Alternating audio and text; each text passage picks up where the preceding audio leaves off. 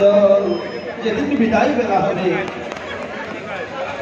পাপীর দেহ শুদ্ধ হয় না নয়নার জলে অমন ডাকরে মন ভজরে মন শ্রী গোবিন্দরে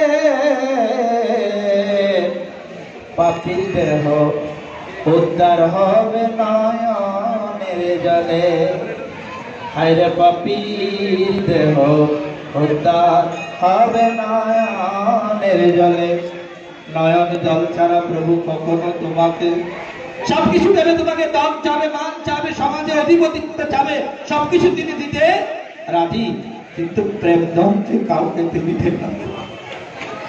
প্রেম দান একবার যদি দিয়ে পেলে মা ভক্তের সাথে ভগবান সবসময় ভক্ত পরিকর থাকবে।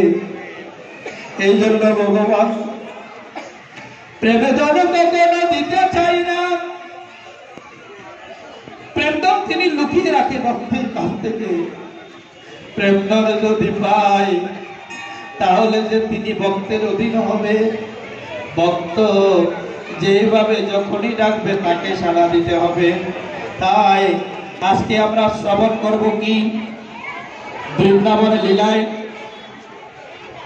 আমরা শ্রবণ করব শ্রীরামের অভিশাপে রাধারানী, যেই রাধারানী কৃষ্ণ কৃষ্ণ বলে খেতেছে সেই রাধারানীকে শ্রীরাম ভগবানের এক সখা অভিশাপ দিয়েছে, তুমি যে গোবিন্দকে তুমি এক পলক না দেখলে থাকতে পারো না, আমি তোমাকে অভিশাপ দিলাম 100 বছর তুমি গোবিন্দকে দর্শন পাবে না। জয় নিতাই জয় গুরু হরি বল।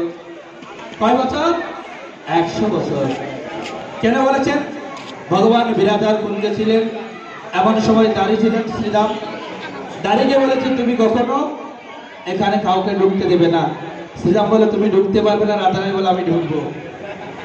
এর মধ্যে কথা কাটাকাটির মধ্যে একজন আরেকজনকে অভিসম্পাদ করেছেন।